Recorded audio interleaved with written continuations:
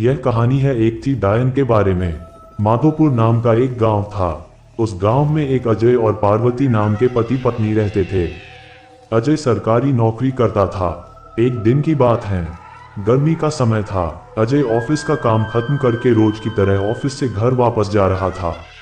रास्ते में एक बाजार पड़ता था तो उसने सोचा कि घर जाते जाते कुछ सब्जी लेते चलूं।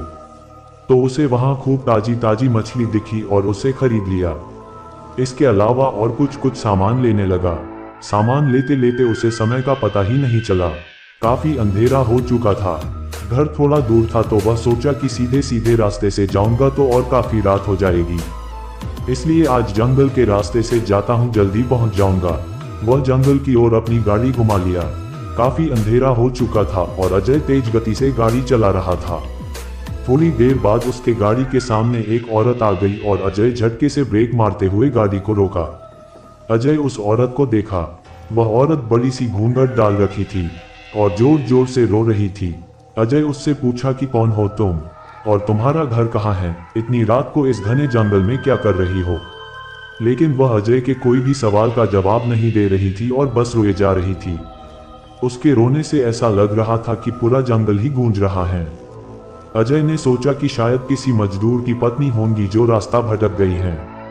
रास्ता बहुत ही सुनसान था, इसलिए उसने सोचा कि इस औरत की मदद किया जाए। फिर अजय ने बोला कि तुम मेरे साथ मेरे घर चलो, सुबह होते ही तुम्हें तुम्हारे घर छोड़ दूंगा। वह अजय के साथ घर चलने के लिए तैयार हो गई और गाड़ी के पीछे बैठ गई। रीति रिवाज के कारण उसने अपने सिर पर घूंघट डाल रखा था, जिसकी वजह से उसका चेहरा छुपा हुआ था। काफी रात हो गया था तो घर पर अजय की पत्नी उसका इंतजार कर रही थी। जैसे ही घर के बाहर गाड़ी की आवाज सुनाई दी, वैसे ही पार्वती दौड़कर बाहर आई।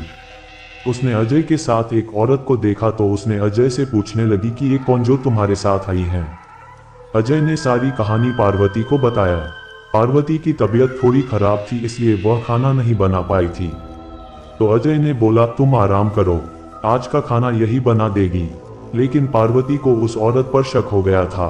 उसे लगा कि ये कोई साधारण औरत तो लग नहीं रही है, शायद यह कोई चोरनी होगी जो चालाकी से घर का सामान चुराने आई है।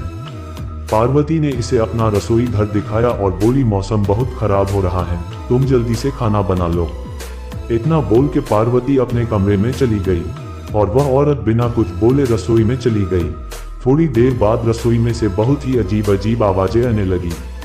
पार्वती उस आवाज को सुनकर सोचने लगी कि ये कैसी आवाज आ रही है।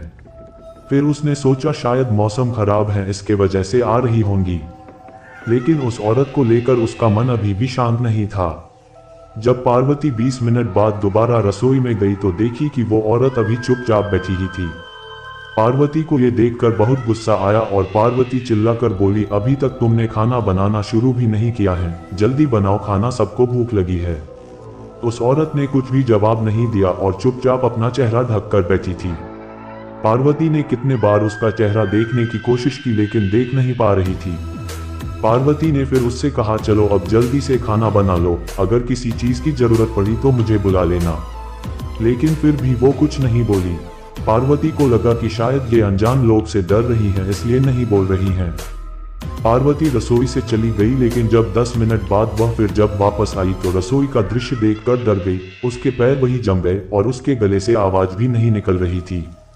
उसने देखा कि वह औरत रसोई घर के बीचों बीच में बैठकर दोनों पैर फैलाकर कच्ची मछलियां खा रही है। उसके सिर का घूंघट भी उतरा हुआ था। उसका चेहरा बेहद डरावना था। बाल बहुत बड़े बड़े और सफेद थे, नाखून भी बहुत काले थे। वो मछली खाने में इतनी व्यस्त थी कि वो पार्वती को देख ही नहीं रही थी। पार्वती उसे देखकर चिल्लाई नहीं कि और ज्यादा अपना खतरनाक रूप ना बना ले। पार्वती ने धीरे से एक थाली उठाई और चूल्हे में जलता हुआ कोयला उठाकर उसके तरफ दौड़कर उस डायन के ऊपर गर्म कोयला फेंक दी। आग की जलन की वजह से वह जोर जोर से चिल्लाने लगी। उसकी आवाज इतनी तेज थी कि उसे सुनकर सारा गांव इकट्ठा हो गया। पार्वती ने उसे आग दिखा दिखा कर अपने घर से बाहर की। वह आग की डर से सीधा जंगल की ओर भाग गई। फिर वापस उस गांव में कभी नहीं आई।